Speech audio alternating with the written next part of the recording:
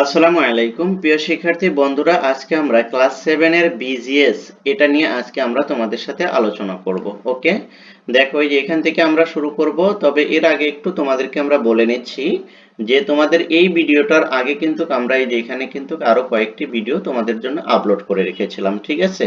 তোমরা যারা সেই ভিডিওগুলো দেখো নাই তাহলে এই ভিডিওগুলো পেতে চাইলে অবশ্যই এই চ্যানেলের প্লেলিস্ট চেক করলে তোমরা সেখানে পেয়ে যাবে। তোমরা তোমাদের সময় মতো সেই ভিডিওগুলো দেখে আসবে। ওকে, আরেকটা কথা তোমাদের আলোচনার আগে বলে নিচ্ছি, তাহলে তোমাদের বোঝাটা অনেকটাই সহজ হবে। আমরা এখানে যেই বেসিকে আলোচনা করি সেটা হলো এমসিকিউ সিকিউ। ওকে, অর্থাৎ তোমার বহু নির্বাচনী যে প্রশ্ন আছে নৈর্ব্যক্তিকগুলো সেগুলো নিয়ে আমরা আলোচনা করব। সেই সাথে তোমার সৃজনশীলের ক এবং খ নাম্বার প্রশ্ন কি হতে পারে সেগুলো নিয়েও কিন্তু আমরা এখানে আলোচনা করে থাকি।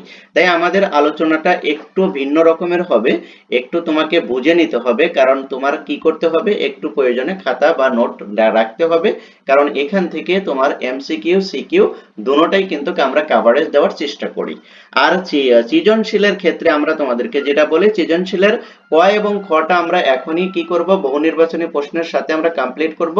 সেই সাথে সাথে তোমাদের যে ঘ এবং ঘটা থাকবে সৃজনশীলের, সেটা আমরা পরবর্তীতে কিন্তু আমরা তোমাদেরকে স্পেশাল ক্লাসের মাধ্যমে সেই ভিডিওগুলো তোমাদের কাছে আমরা শেয়ার করব, কারণ সেখানে আমরা একবারে কম অর্থাৎ সুপার শর্ট সাজেশন আকারে তোমাদেরকে দিয়ে দেব তোমাদের পরীক্ষার আগে, ঠিক আছে?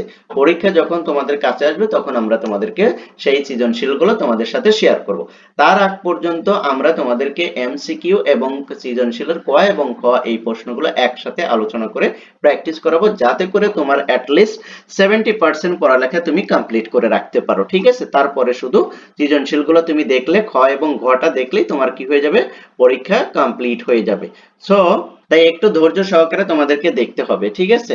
ওকে, তাহলে আর কথা বাড়াবো না, চলো আমরা এখন এখান থেকে শুরু করি। 1948 সালের 11ই মার্চ ভাষার দাবিতে সমগ্র দেশে ধর্মঘট ডাকা হলে শেখ মুজিবুর রহমান, অলি আহাদ, কাজী গোলাম মাহবুব সহ অধিকাংশ নেতা গ্রেপ্তার হন।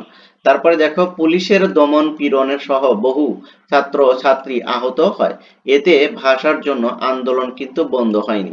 এই ঘটনার প্রতিবাদে ঢাকা বিশ্ববিদ্যালয় সহ অন্যান্য শিক্ষা প্রতিষ্ঠানে ধর্মঘট পালন করা হয়। কিসের কিসের কারণে? এই যে 1948 সালে ভাষার দাবিতে কিন্তু এই লোকগুলো গ্রেপ্তার হয় এবং পুলিশের নির্যাতন সহ্য করতে হয়। আন্দোলনের পথ ধরে 1952 সালে ঢাকায় প্রাদেশিক পরিষদের অধিবেশন বসলে ছাত্ররা গণপরিষদ ঘেরাও করে রাষ্ট্রভাষা বাংলার দাবিতে স্মারকলিপি দেওয়ার সিদ্ধান্ত নেয়। দিনটি ছিল 21শে ফেব্রুয়ারি। ওকে, যখন এই যে ভাষা আন্দোলনের দাবিতে কি 1952 সালে যখন প্রাদেশিক পরিষদের অধিবেশন বসে, তখন কিন্তু ছাত্ররা সেই পরিষদকে ঘেরাও করা এবং রাষ্ট্রভাষা বাংলার দাবিতে স্মারকলিপি দেওয়ার জন্য কি করে সিদ্ধান্ত নেয়। আর সেই দিনটি কবে ছিল? সেই দিনটি ছিল কিন্তু 21শে ফেব্রুয়ারি। ওকে, এরপরে দেখো, পূর্ব পাকিস্তানের মুখ্যমন্ত্রী নুরুল আমিনের নেতৃত্বে মুসলিম লীগ সরকার ছাত্রদের বাধা দেওয়ার সিদ্ধান্ত নেয়। দেখো, পূর্ব পাকিস্তানের মুখ্যমন্ত্রী কে ছিল?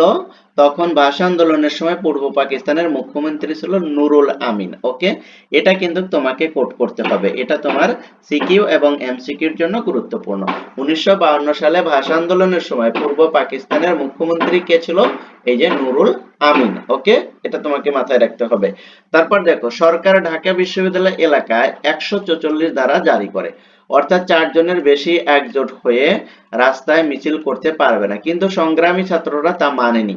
তারা মাতৃভাষার মর্যাদা ও অধিকার রক্ষায় আপোষহীন সাহসী ভূমিকা নিতে প্রস্তুত হয়।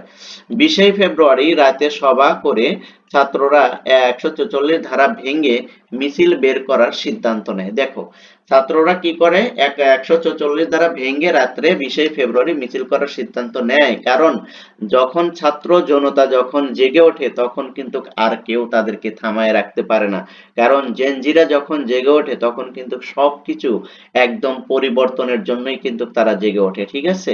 তবে এটা মাথায় রাখবে যে ছাত্ররা ওই সময় জেগে উঠেছিল বিদায়ী কিন্তু আমরা 1952 সালের এই ভাষা আন্দোলনটাকে, আমাদের মাতৃভাষাটাকে আজ আমরা কিন্তু বিশ্ব দরবারে কিন্তু কি করতে পেরেছি।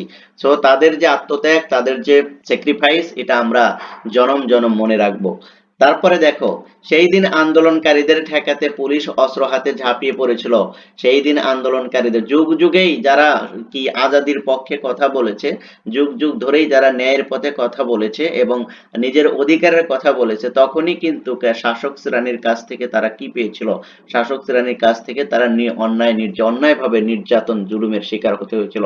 যে সে সময় তাদের উপর তাই হয়েছিল। এই যে শহীদ রফিক, শহীদ জব্বার, শহীদ বরকত, তারপর শহীদ সালাম, শহীদ শফিউল, এদের উপর কি অন্যায়ভাবে নির্যাতন করে তাদেরকে নিঃশেষ করে দেওয়া হয়েছিল। তারপরে দেখো, বিক্ষোভকারীরা মিছিলের নেতৃত্ব দিচ্ছিলেন আব্দুল মতিন ও গাজীউল হক। এবার গুলি চালালো পুলিশ। গুলিতে শহীদ হলেন রফিক উদ্দিন, আব্দুল জব্বার, আব্দুল বরকত। আহতদের সংখ্যা ছিল অনেক, তাদের ঢাকা মেডিকেল কলেজে ভর্তি করা হলো। এর মধ্যে আব্দুল সালাম চিকিৎসাধীন অবস্থায় মারা যান। দেখো, এই যে শহীদদের ভিতরে কে চিকিৎসাধীন অবস্থায় মারা যান, এই যে আব্দুল সালাম, এটা অনেক জায়গায় এসেছিল, ঠিক আছে? তোমরা একটু এটা মনে রাখবে, ঠিক আছে? আমরা রিসেন্টলি কিছু আমরা দেখেছি, কারণ আমরা জানি 2024 সালের যে ইটা ছিল, বিপ্লবটা ছিল, সেখানেও কিন্তু আমরা এটা দেখেছি এবং বুঝতে পেরেছি, এগুলো আমরা সবাই জানি, ঠিক আছে? যে বিপ্লব এবং এই যে আন্দোলন সেটা যে কিভাবে হয়, এটা আমরা স্বচক্ষে দেখেছি। দেখো, 22শে ফেব্রুয়ারি ছাত্র জনতার মিছিল, শফিউল রহমান সহ 9 বছরের কিশোর অলিউল্লাহ পুলিশের গুলিতে শহীদ হয়েছিলেন।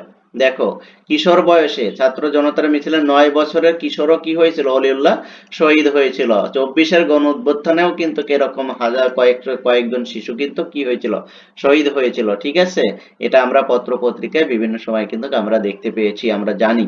এছাড়া নাম না জানা আরো অনেক 21শে ও 22শে ফেব্রুয়ারিতে নিহত হয়েছিল, তারা সবাই ভাষা শহীদ হিসেবে আমাদের কাছে সম্মানিত।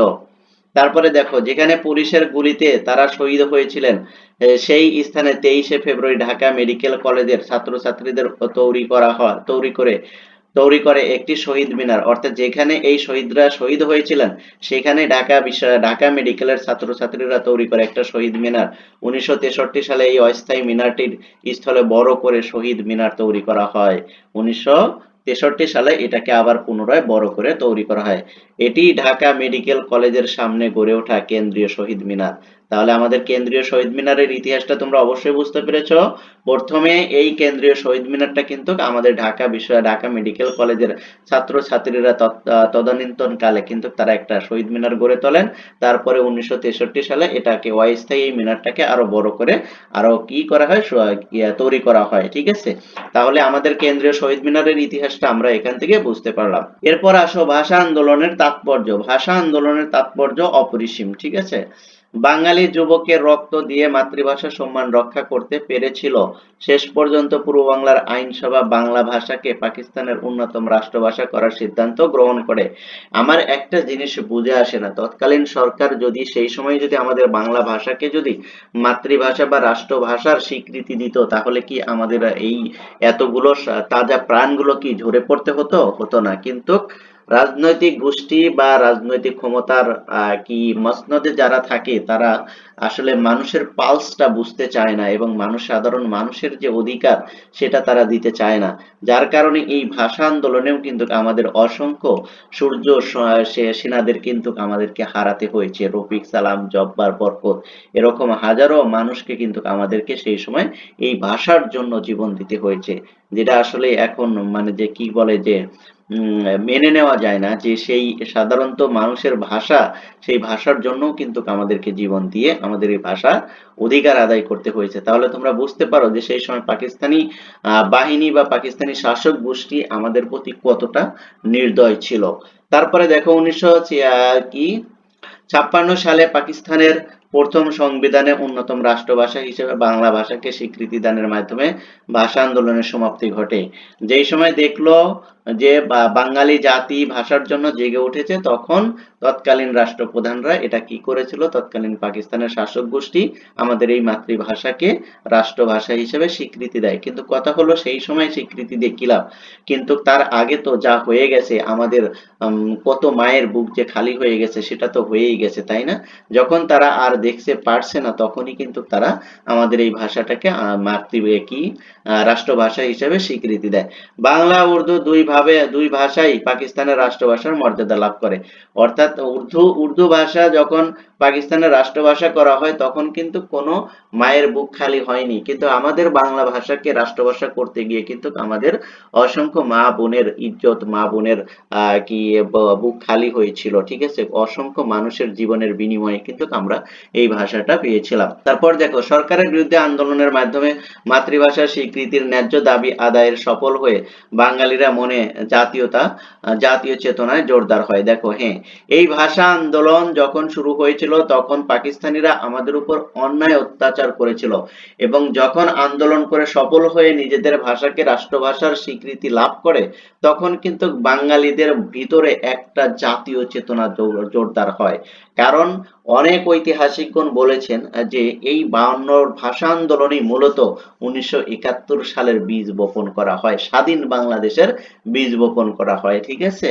বাংলা ভাষা, বাংলা সাহিত্য বাঙালির হাজার বছরের সংস্কৃতি নিয়ে গর্ব করার সাথে সাথে আত্মবিশ্বাস ফিরে পায় বাঙালিরা। এইটা যখন তারা পাকিস্তানি বাহিনীর কাছ থেকে আদায় করতে পারে তখন তারা বিশ্বাস করে যে তারা তাদের দেশকেও স্বাধীন করতে পারবে এবং পাকিস্তানিদের অন্যায়, অবিচার এবং বেইনসাফ বা সাম্যের একটা বাংলাদেশ তারা প্রতিষ্ঠা করবে। সেই আশা এবং সেই যে জাতীয়তাবাদ, সেই জাগ্রত কিন্তু বীজটা বপন করা হয় 1952 সালের ভাষা আন্দোলনে, যখন আমাদের বাংলা ভাষাকে রাষ্ট্রীয় ভাষা হিসেবে স্বীকৃতি পাওয়ার মধ্য দিয়ে।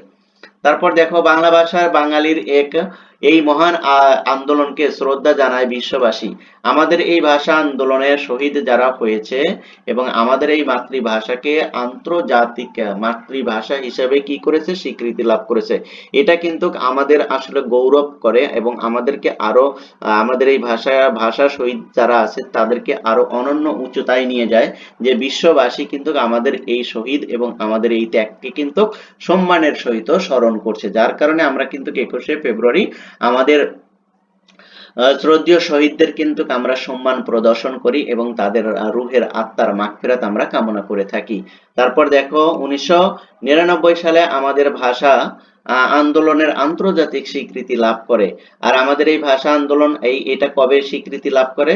ভাষা আন্দোলনটা আমাদের মাতৃভাষা বা আন্তর্জাতিক মাতৃভাষা দিবস হিসেবে স্বীকৃতি লাভ করে 1999 সালে, এবং 1999 সালের 7 নভেম্বর ইউনেস্কো 21শে ফেব্রুয়ারিকে আন্তর্জাতিক মাতৃভাষা দিবস হিসেবে স্বীকৃতি দিয়ে থাকে। দেখো এই জায়গায় কিছু কোশ্চেন হতে পারে, সেটা একটু মনে রাখো যে ইউনেস্কো জাতিসংঘের কোন সংস্থা আমাদের 21শে ফেব্রুয়ারিকে আন্তর্জাতিক মাতৃভাষা দিবস হিসেবে স্বীকৃতি দেয়?